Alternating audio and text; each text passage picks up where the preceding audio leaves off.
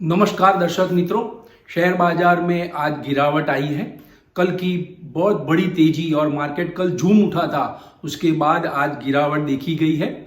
Bombay stock exchange का Sensex आज 1281 point गिरा है और निफ्टी भी 346 पॉइंट माइनस में रहा है और बैंक निफ्टी भी 442 पॉइंट माइनस में रहा है। तो मित्रों, मार्केट में आज गिरावट क्यों आई? और हाँ, गिरते बाजार में भी डिफेंस सेक्टर के स्टॉक्स में नया बाइंग देखने को मिला है, उसमें भी नई तेजी देखने को मिली है। तो उसकी वजह क्या है और आज जो गिरावट आई है इसके पीछे कौन से कारण है, उसकी चर्चा आज के वीडियो में करेंगे और अगले वाले दिनों में मार्केट का ट्रेंड कैसा रहेगा उसके बारे में भी चर्चा करेंगे। तो ये वीडियो को आप अंत तक देखिएगा। मित्रों, इन्वेस्टिंग ए टू जेड में आपका स्वागत है। मैं भरत पंचाल। सबसे पहले सेंसेक्स और निफ्टी की मूवमेंट देख लेते हैं।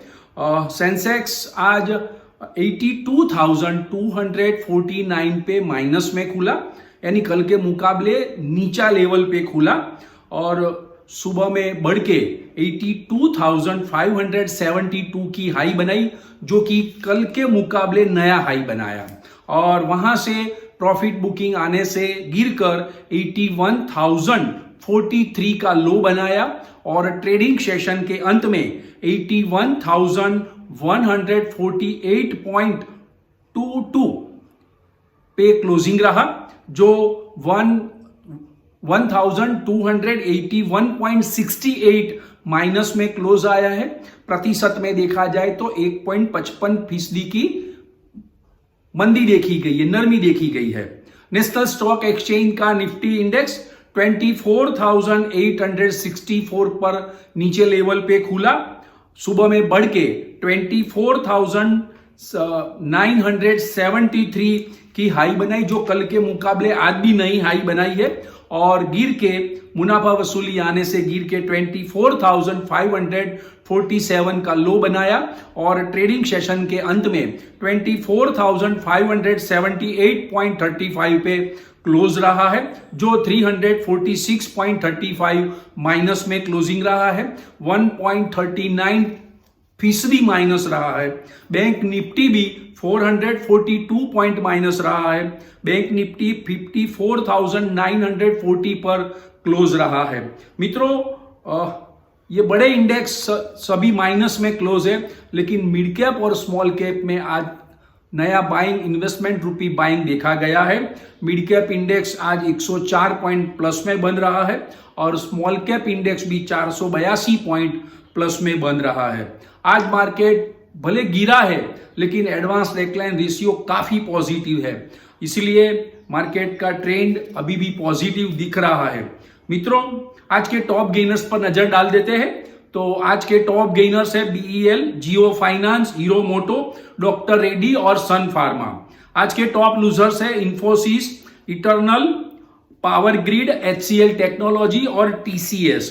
तो मित्रों, कल देखा जाए तो कल US के मार्केट में जूम उठा था, काफी सारी तेजी हुई थी। डाउ जोन्स में 1160 पॉइंट की तेजी देखने को मिली थी। नेस्डेक में भी 779 पॉइंट की तेजी देखने को मिली थी। यूरोपियन स्टॉक मार्केट भी प्लस थे। एशियन मार्केट में हांगकांग के अलावा सारे एशियन मार्केट प्लस थे। फिर भी भारतीय स्टॉक मार्केट में आज मुनाफा वसूली हुई, इसीलिए मार्केट में आज नरमी देखी गई है। तो मित्रों, काफी सारे रिजल्ट आए हैं, उसके ऊपर पहले नजर डाल देते हैं। बहुत लीडिंग कंपनियां हैं, जैसे कि टाटा स्टील का Q4 का मुनाफा 2 गुना से ज्यादा बढ़ा है। रेवेन्यू 4% गिरी है, यानी मार्जिन में थोड़ा दबाव देखने को मिला है, लेकिन टाटा स्टील के नतीजे अनुमान से काफी अच्छे रहे हैं।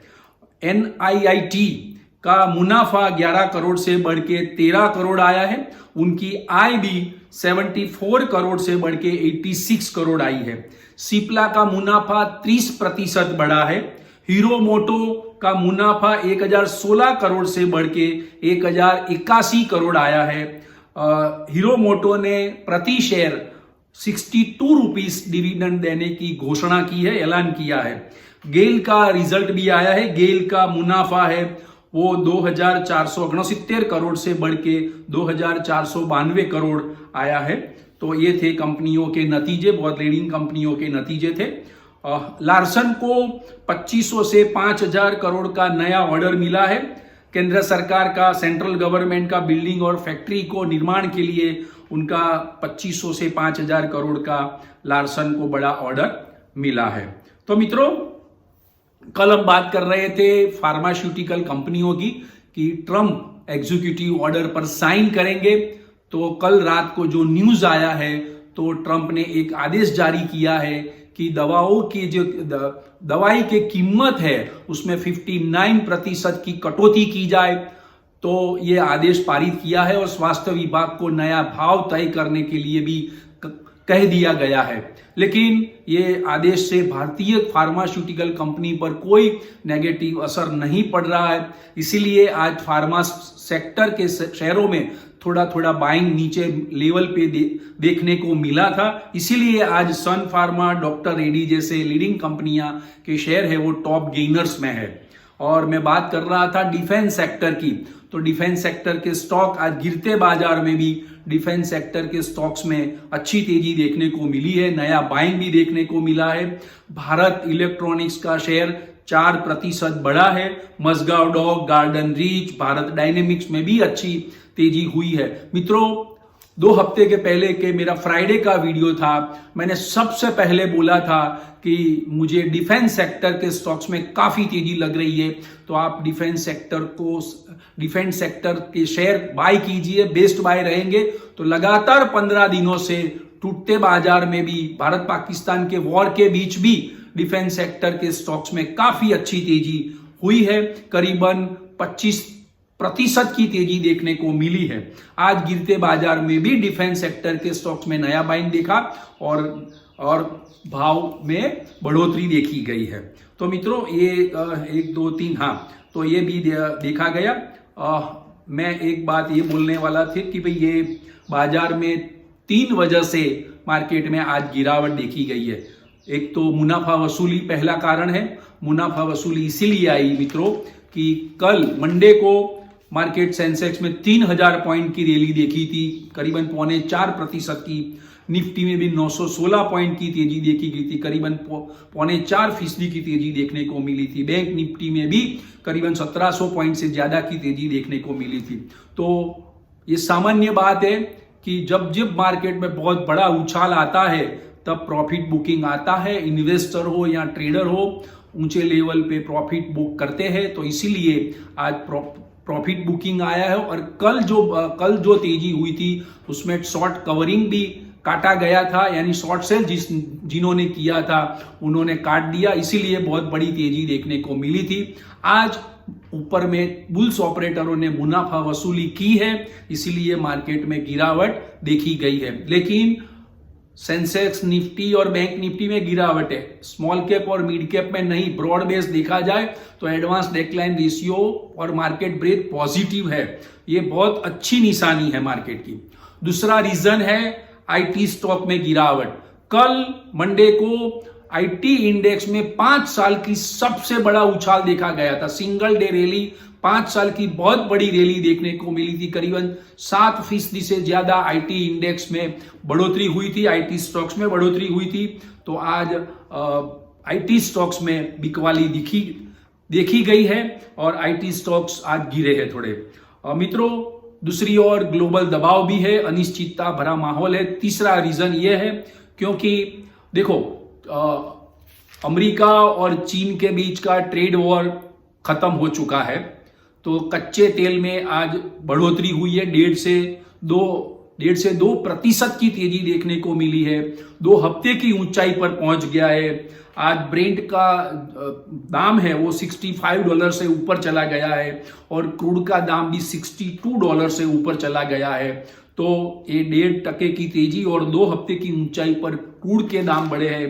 तो उसकी वजह से ही थोड़ा अनिश्चितता का माहौल रहेगा, क्योंकि इन्फ्लेशन बढ़ेगा, क्रूड ऑयल के दाम बढ़ेंगे। तो डॉलर इंडेक्स भी बढ़ा है, डॉलर इंडेक्स भी $101 से ऊपर चला गया है, काफी तेजी हुई है उसमें भी। और डाउ जोन्स फ्यूचर पूरे दिन आज 70 पॉइंट माइनस में चल रहा था। तो ये 3 बड़ी वजह से आज भारतीय बाजार में कॉशियस मूड देखा, ऊंचे लेवल पे मुनाफा वसूली भी देखी गई, लेकिन 15 अप्रैल से एफआईआई का नेट बाय है, तो आगे वाले दिनों में एफआईआई का बाय रहेगा, नेट बाय रहेगा, तो मार्केट में अच्छी तेजी आने की उम्मीद है।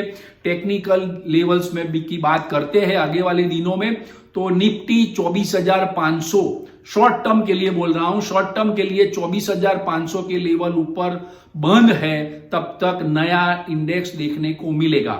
और नीचे में 24,100 का बहुत ही बड़ा सपोर्ट लेवल है, वर्स्ट कम वर्स्ट 24,100 के नीचे निफ्टी नहीं गिरेगी। आज भी मार्केट में गिरावट आई है, लेकिन निफ्टी 24,500 के नीचे नहीं गया है, तो ये टेक्निकली मार्केट काफी स्ट्रांग है। आज देखा जाए तो अमेरिका के अप्रैल महीने के रिटेल महंगाई के आंकड़े आने वाले हैं और महंगाई बढ़ने की आशंका है, इसीलिए डाउ जोन्स फ्यूचर आज माइनस में ट्रेड कर रहा था। लेकिन उसकी बात अलग है, भारतीय स्टॉक मार्केट टेक्निकली काफी स्ट्रांग है। मैंने बोला कि शॉर्ट टर्म के लिए 24,500 का सपोर्ट लेवल रहेगा और लंबी अवधि के लिए देखा जाए तो 24,100 का लेवल रहेगा। तो मित्रों, ये आज की बात थी। नई इंफॉर्मेशन के साथ कल मिलेंगे, लेकिन आज के वीडियो की इंफॉर्मेशन आपको पसंद आई है तो आप लाइक्स कीजिएगा, शेयर करिएगा, कमेंट्स करिएगा और सब्सक्राइब करिएगा। और हाँ, शेयर बाजार में जो निवेश होता है वो जोखिमों के अधीन होता है। Thank you very much friends.